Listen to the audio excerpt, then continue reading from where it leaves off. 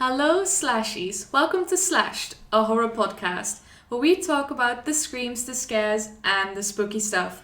I'm Grace. And my name is Wouter, and today we'll be talking about the film I'm Thinking of Ending Things, which was a highly anticipated film before it came out. And we were very excited about it after both having seen the trailer. And we'll dive into what we think of it right after Grace graces us with another one of her synopses. Yes, I'm Thinking of Ending Things is a 2020 psychological drama film by Charlie Kaufman. The film is based on Ian Reid's novel of the same name and focuses on a character only described as a young woman and a boyfriend, Jake.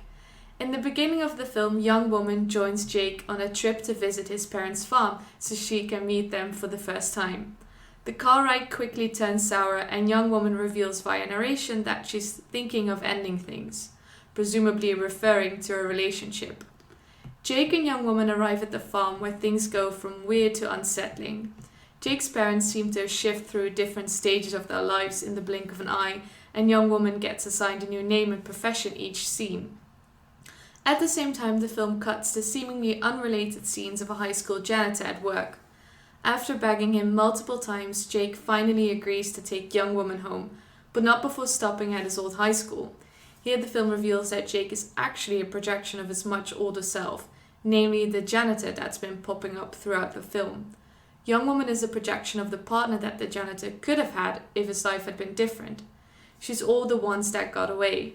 Young woman and the janitor say goodbye to each other, and the film quickly unravels in a ballet scene and a musical number, tragically resulting in a janitor's suicide. Yeah, thank you very much. Very bleak indeed. It definitely is. Yeah, this was such a shame because this film started off so well. It really did, yeah. I think the beginning of the film, I'm willing to say up until they leave the farm is almost perfect. I think that's a perfectly tense film. I really was on the edge of my seat the whole time trying to figure out what was going to happen to a young woman, what exactly, because obviously something really weird is going on at the farm, trying to figure out what that is, what is going on with young woman, and then everything after that just falls apart for me. Yeah, and there was a few things in there. Like I wholeheartedly agree with you that it was so super tense and creepy and weird. Like it wasn't really creepy when they got into the car. Like you could tell that Jake was a little off and that their conversation was a little off in the beginning. Like it was clearly super awkward, and also like how it was filmed. Like they were never in frame at the same time. But we'll get on that later. Yeah. But there were these like weird things with like the billboard that was talking to her for no reason, and there was things at the farm like the whole pig story, which I didn't really get. So there's things like that where they were clearly trying to sprinkle in some like cool thematic things which didn't really add anything to the tension at all. Yeah, I think there was a lot of tension in those scenes with the blizzard really helps. Yeah, definitely. And I think they kind of set it up what you think is going to be the main source of tension, at least for me, which is that young woman clearly doesn't want to be there. She's really trying to give a relationship with Jake a chance, but you can tell that she has one foot out of the door. She's already thinking of ending things, but right now she's on her way to meet his parents. So that's already a very awkward situation. So there's this tension that she doesn't want to be there, and then the added tension of her continuously saying, Jake, I need to be back tonight because I have work in the morning. And there's a huge storm going on, and she's worried she's not going to be home in time. And you get this feeling, okay, so Jake is not going to let her leave, or something that's going to happen at the house is going to prevent her from coming home. And I think that's what set up like the tension for me, the horror vibes. Yeah, definitely. Like it's sort of trapped inside a house film. You know, it's not. It's like on the verge of being abduction, like that's what you kind of feel like. But why that tension sort of breaks for me, like they're at their parents' house and they're all being like super creepy and awkward, but like in the sense that everyone would find their parents awkward, like they're just having like. If you don't know this is a horror film, it's coming back to like what we said about the Midsommar thing as well. If you don't know this is a horror film, then the family dinner that they're having is just weird because it's awkward to meet someone's parents for the first time. And the parents are like weird, but you don't get the feeling that they are in on the shtick. Yeah. I feel like, and that sort of deflates the tension for me, I think, because I agree that Jake is like super creepy and super coercive in not leaving, and that is super scary for a young woman. And his mother seems to be totally afraid of him as well. Yeah. Like she's always looking to him like, am I making the right comment? Am I not embarrassing you? It looks like he is about to punch her at any moment. Yeah. Like she's like flinching like when he even looks at her, and she never dares to look him in the eye and stuff. Yeah. Well, I think that I'm going to give the film a little bit of credit here, because they do have this conversation at the dinner table about a painting. Whereas that you try to put a feeling in a painting, and the same landscape can be sad or happy or whatever, depending on your point of view of it. And I think that's kind of what's happening in this scene is we know it's a horror film. We know that young woman feels trapped there and it's incredibly awkward and probably something scary is going to happen. So I felt those scenes were, to me at least, very effectively tense. Yeah, definitely. You felt they were a little bit lacking, maybe. Yeah, I mean, but I feel that they're tense for the right reason. But then the parents, like, there's two things going on. Basically, you have the parents shifting in and out of ages as you touched upon in your synopsis. Like that is weird on its own. But that is completely separate from the fact that the woman can't leave and that she feels trapped by Jake. That's sort of the thing I'm getting at. Like, there's two things that are sort of mingling but not mixing. That's sort of the... I think if I may interpret your vision there, your point, is that all the scary stuff that happens at the house isn't connected really to the payoff. And I think that's the major problem that this film has, where I feel like there's a lot of dots on the map, but we're not connecting them. No. They're just adding more things in the mix. And I think that kind of comes back to the twist. Yes. Because the film has a big plot twist. Like I said in the summary, at the end you find out that all the characters in the film are actually projections of Jake. It's all in his imagination. Because you're seeing that through the eyes of a young woman, that's quite a big shock, because that implies that she isn't alive, that she isn't even a person. She's just a projection of what he thinks his girlfriend could have been, might have been, what he would have liked her to be. And I think that's kind of a terrifying thing, because she clearly doesn't like Jake, or at least not enough to be in that relationship with him. So he has constructed this perfect girlfriend, and she doesn't want to be in that relationship with him. And that's where a lot of the horror and the tension came for me. Because we kind of figured this out quite early on. Yeah. That probably... I definitely knew that Jake was the janitor. I think I figured that out in like the first scene. And Charlie Kaufman said as well that he wasn't that interested in protecting the twist. So he said in interviews that he was completely prepared for people figuring that out in like the first scene. Yeah, but talking about that, she's imaginary. Sorry. But then the film still really builds up to that twist, and you expect it to have some emotional payoff. And I think it would have been cool if it had been her finding out, well, oh, I'm not real, and we're having some kind of like reaction from her. And instead she disappears from the film, and then it's half an hour of Jake losing his mind and then deciding to commit suicide. But you don't really, at least while I was watching the film, I didn't care that much about Jake. I didn't find him that compelling. I found him really awkward. I found him a bit aggressive and a lot manipulative. Even his parents kind of tell her he's quite manipulative.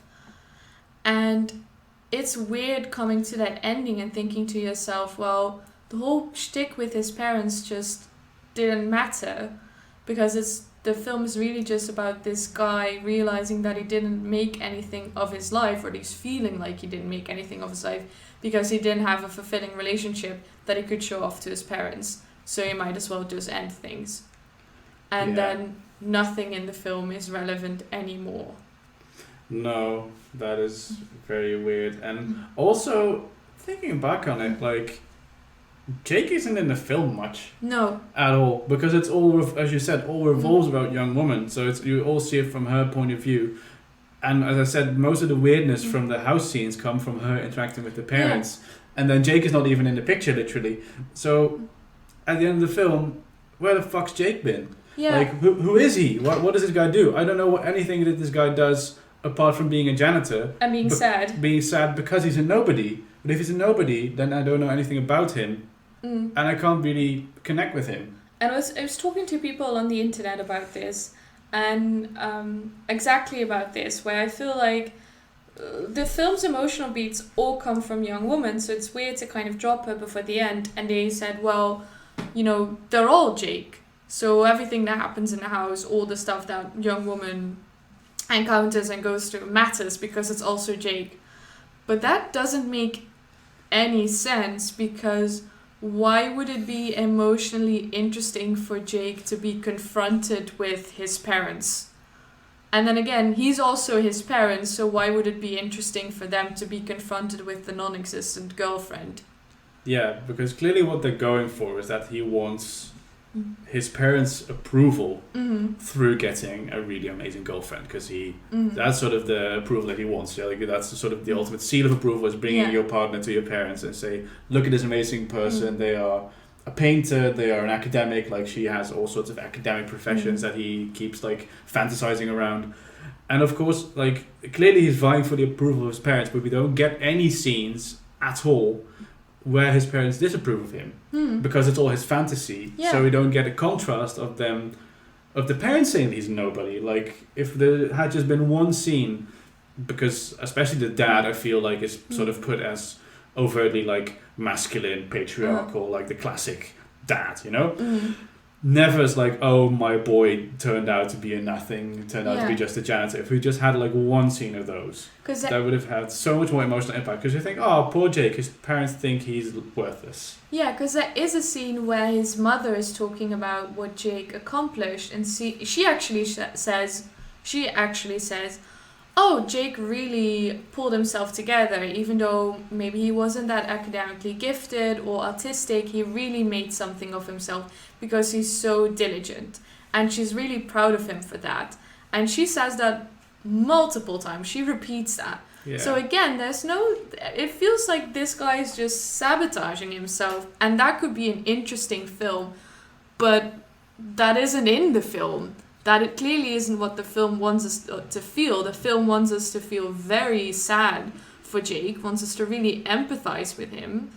And I don't know why I should do that, because I don't see anything redeemable or unique or interesting. Jake isn't a character. Young Woman is much more of a character than he is. Yeah. And you can say, well, Young Woman and Jake are the same, but that's not true. She's a projection of a very specific thing that he imagines, and then she runs with it, because clearly throughout the film she's not acting like he wanted his perfect girlfriend to be. Otherwise he wouldn't feel the need to change her name and to change her profession. Yeah. Also, like, I think that is sort of feeding into the theme, and I hope the film is going for it, because otherwise it's just really weird that Jake doesn't know how women work. Oh, yeah. Because, like, Guy clearly hates women. He is, are we going to use the word? Yeah, he is, like, the archetypical neckbeard, basically. Like, we can cut that if we don't want. Because... He's a misogynist. Misogynist, yes, let's call it that. Because all the interaction he has with women is very marked. Like, you have his mother, who is clearly afraid of him. And she says he has been a very difficult child, very controlling. So probably... She even tells Young Woman, don't always do what Jake says, because it will make you unhappy. Yeah, so that is major red flag over there. Then you have Young Woman herself, who clearly doesn't want to be with him, even in her fantasy. So somewhere in his fantasy, even if he has the ideal woman of his fantasies, she's still being difficult and uncooperative, which is very heavy, weird connotation that you don't want in a fantasy woman. Then we have the girls at Tinseltown? Tinseltown, yeah, the Tulsi Town. Tulsi Town. Yeah, the fake Wendy's that they have. That is weird too, because there's 3 girls in there, and 2 of them are like these scary, airheaded, like the bimbo blonde popular twins. Girl. Yeah, it's like if you take that stereotypical mean girl and then rob the character of anything else but that. That's who they are. They're just standing there and they're just laughing at him. Yeah. So clearly he has this idea, and this is quite, I think it's almost stated explicitly, that he believes beautiful women are evil and nasty and hate him because they are inherently evil because they are beautiful. Yeah. And that goes around in a circle.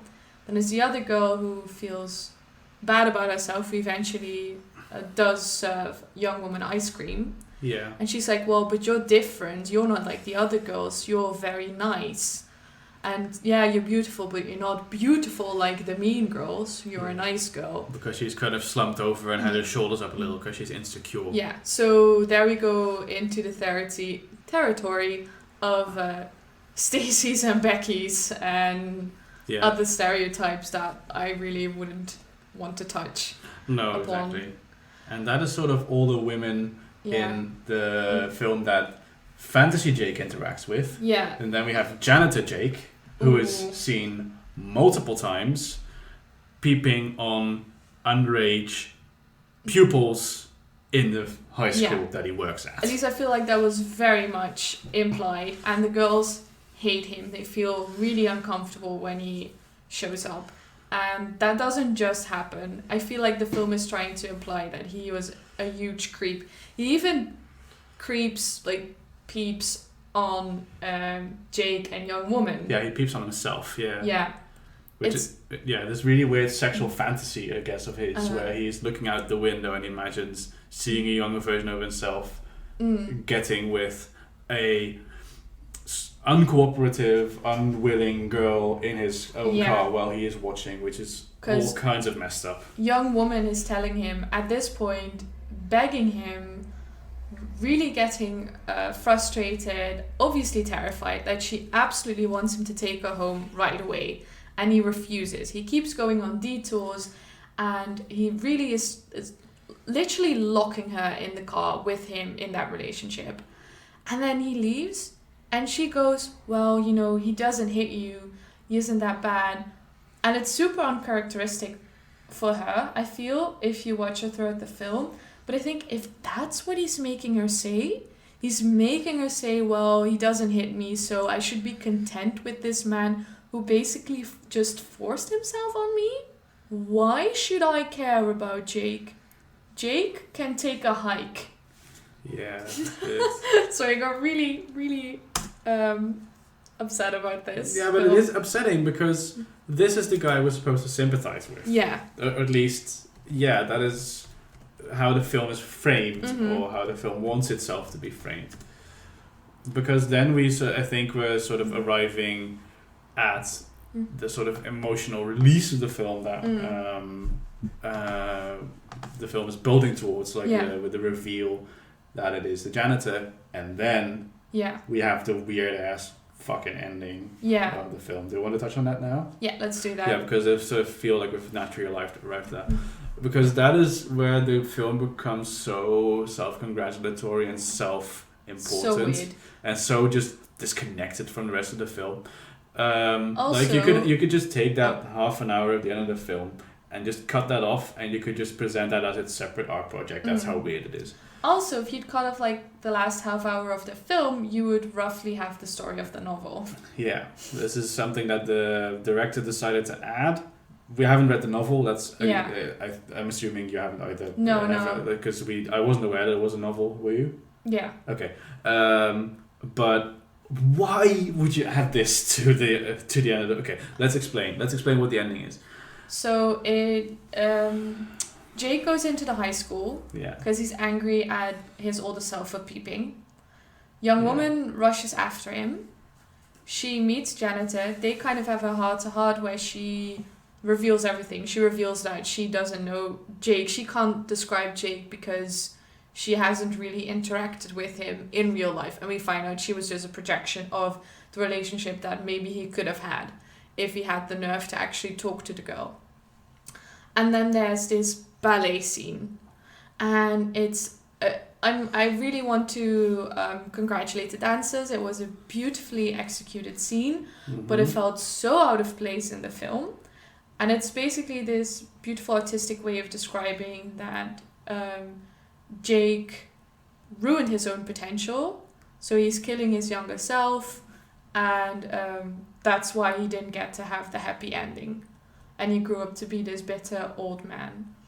But what I feel in that moment is I see this the ballet dancer pretending to be old Jake, to be the janitor, being really, violent in the dance way towards young woman. And I see him again as the villain. But what the film wants you to feel is really sad for Jake, because he could have been happy, but he ruined it for himself. And isn't that sad? And then, if that wasn't hammered home enough, we get the musical scene. You want to take the musical scene? I want to take the goddamn musical scene. Okay. I'm going to bleep that. Oh, I'm going to bleep that? Okay. I said the F word like 10 minutes down the line. Okay. Anyway, the musical scene. Throughout the film, Jake keeps coming back to his favorite musical, which is Oklahoma. Don't know that musical. Don't care about that musical. It's brought up a few times. It's probably something really smart and thematic that I don't care about. I think it's just about unrequited love. Yeah, exactly. So, which is also like really fun because it's like from the 1930s, so it's a really antiquated vision of what love is supposed to be, but not touch upon that. So, after the ballet scene, there's this scene where Jake, young Jake, who is made to look old, so it's like fantasy Jake. Yeah. Let's call him that. Is receiving a Nobel Prize for, I'm going to say for peace or science, I think for peace. And then it is exactly like the meme of I did this amazing thing and then the whole classroom clapped and then Einstein clapped, you know? That is exactly what is there. His whole family is there. There's like a bunch of professor-looking people there. All the high schoolers that were mean to him. Yeah, the two girls from the Tulsi town are there. But all it looks like kind of weird and wrinkly because he's old and they're old. It's like a thing. Everyone starts clapping. He does his acceptance speech. And then he breaks into this musical number of "If only I had a girl, I'd be so happy." I don't know exactly the lyrics. Basically that. Yeah. But then it becomes really... both the way he sings it and the lyrics become really vindictive and aggressive. Like, and it becomes... He's like gritting his teeth like, "Oh, if only I had a girl," you know? And it becomes really uncomfortable to watch. And again, that is not the vibe you want to go for if you want to sympathize with this guy. Because... like clearly this is sort of his final moment before he decides to kill himself. Like, oh, this is what it could have been. This is my wasted potential. I could have had a Nobel Prize. My amazing girlfriend could have been in the audience. My parents could have been in the audience. I'll show them all. But that is just such a vindictive and toxic way to look at yourself and look at the world that I can't feel bad for him. No, and it worries me because I looked at a lot of comments about this movie, about this film online, and because I thought, well, maybe our reading is sort of the reading that they want you to take away from it, where Jake is just really horrible and you should kind of be, well, I'm not going to say be glad that he committed suicide, because I definitely don't feel that way, but as in you shouldn't feel bad for him that he didn't connect with young woman. No. Or that he didn't win the Nobel Prize, because... most people don't, but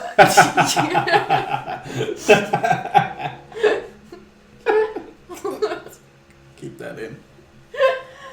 But people are saying, "Oh, this is such a good depiction of loneliness," and it really worries me that this was such a common feeling for a lot of people. Yeah, so because I felt like I'd been tricked into watching an even artsier version of Joker, like the last half hour. Ooh. Right? Yeah. And I'd much rather watch Joker. Yeah, I'd much rather watch Joker again as well. What I personally think it all comes down to is that this film, I feel, didn't know where its own emotional core was. No. So what the film tried to do, at least what Kaufman says that he wanted to do, was not so much focus on the twist of the film, but rather focus on the emotional connection between young woman and Jake. And I think that's a really fair starting point. He felt like the twist was going to be so obvious that it would be a waste to build up to it. And that reminds me a lot of Midsommar, which is also a film that didn't really care that much about his own twist, but would rather look at the emotional core of the film, which was the relationship between Danny and Christian. But then the film didn't know where that emotional core was. I'm thinking of Ending Things, that is. Because if you say the emotional core is young woman, who is arguably the protagonist of the film, then surely her relationship with Jake, how they play off to each other, how she feels around him, how she feels in the house, all those things, that should be the payoff of the film. Yeah. And it feels so weird to not have that in the ending. And I think the book ending, and I might be getting this a little bit wrong because, like we said, I didn't read the book, but it has young woman meeting with the janitor, and then everything is revealed, and they basically decide together to end things. So they both die at the same time. His dream of having this perfect woman dies as he dies as well. And then I suppose it's a little bit more ambiguous whether you should be sad about that or not, or how you're going to interpret that emotionally yourself. Yeah. But it makes sense because the emotional core, which is Jake and woman, is seen throughout the film, or throughout the story rather. Then the film, because it drops young woman, we get this kind of half-baked, half-empty ending of a film where for me it was already over. Yeah, and the weird disconnect that's between the book and the film also is, I think, in the novel, if I remember correctly, the dialogue of the janitor and the young woman overlap a lot more, so that it becomes ambiguous who's who, which I think is really cool and really clever and a really nice way of showing how they're connected and how fantasy and reality can sort of overlap. But in the film, janitor is nobody. Like, the janitor is not a thing at all. Just like, he is just the janitor who walks around the school and peeps on girls, you know? So then that connection is also lost. So that's not... But clearly that the film wants to draw that parallel, because that's from the book. That's important. Yeah, that's important. And it has to draw that parallel, but it doesn't commit. I wonder if it would have been better if they had the janitor narrate as well. Because you see him kind of go through his everyday life, and you do feel that he isn't happy, he's very sad, he's very lonely, and the female students take a dislike to him. Yeah. But maybe if we had his narration and we could have heard him talk about how he missed his shot, or he isn't a creep but everyone thinks of him because he's this old man, something like that, anything like that. And he could have done interesting things where maybe some of his lines his lines of narration were lines that young woman said to Jake, or the other way around. Yeah. And I think they could have done an interesting thing there, because if they're not concerned with giving it away, then they might as well just run with it, right? Yeah, and that's like hugely wasted potential, because you have such a cool premise. I feel like he's only in the film just so we don't forget that he's in the story. Yeah, exactly. That's the only reason why you get a few scenes of him sprinkled in there. Yeah, how cool would it have been, like, indeed, just have him narrate the thing, and you don't hear him speak. Like, you see him throughout the film, you just have him sprinkled in there still, but you don't hear him speak ever. Yeah. And then once they meet, you hear that it's his voice. Yeah. And it's like, that was him the whole time, you know? And then it's still pretty easy to pick up on if you don't give a shit about the twist. Yeah. But that would still be such a cool reveal. That would be such a good payoff, because then you know that it's actually his story and not young woman's or Jake's. It's a janitor's story. Yeah. And I think that is indeed where the film, as you said, really missed a lot of its potential. Yeah, and I think that's why I got so worked up about this film, and probably why you did as well, is that the film has so much potential. The beginning of the film, in my opinion at least, is so good. It's so tense. The house that they're in, it's so creepy. Like, this film gave me chills just by showing that young woman changed her shirt like from one scene to the next. Yeah. Like it's crazy how they managed to make that so tense, and it's just really such a loss that they wasn't able to see it through. I feel like the film really, kind of like Jake, got in its own way. Should have just, enjoyed what it had and not try to add on it and add on it and add on it. Yeah. Yeah. So I think the conclusion is watch it until about half an hour before the end and then just end things. Editors, man. They get the job done. Yeah, you need them. Yeah, and I think, when we watch something like Happy Death Day, that's not going to be a fantastic film. It's just a fun slasher horror flick, So even if it's not that great, you still had a few laughs, you still had a few scares, and it's fine, But this could have been great. This could have been the next The Lighthouse. And now I'm just thinking, and I'm giving them way too much credit, but the film is just like Jake, where it's like, man, this could have been great, and it just shat the bed. Yeah, it shat its janitor's overalls. Yeah, I think he thought too much about how to enter the thing.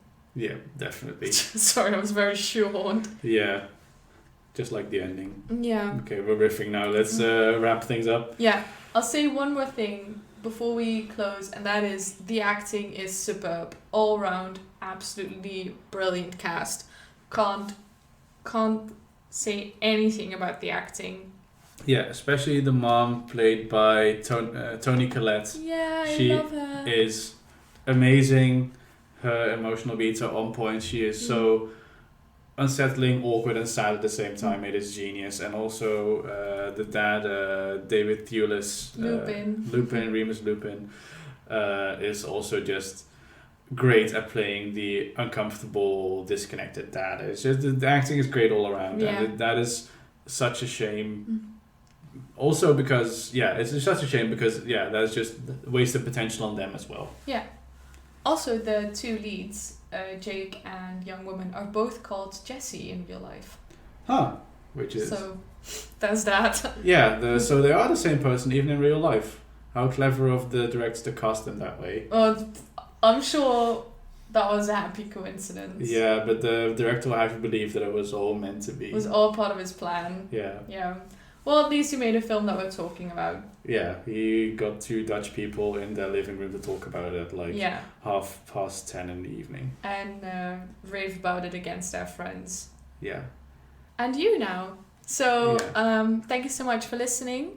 Highly recommend you go watch and think if anything's form your own opinions, because it is an interesting watch at the end of the day, even if it's not that well executed. Yeah, I don't regret watching it. No, I really not at don't. all. No. So hopefully next time we'll bring you something that we're both really positive about. But we'll see. We will definitely see. We have some fun ideas in the works. Be looking forward to some guest appearances as well. We're going to have some guests on who would love to talk about some of their favorite films. Yes. And we're going to do something special for Halloween as well. We're going to do some weekly specials, which you'll hear more about that in further episodes. Yeah. So for now, I've been Grace. And I've been Wouter. And you've been slashed.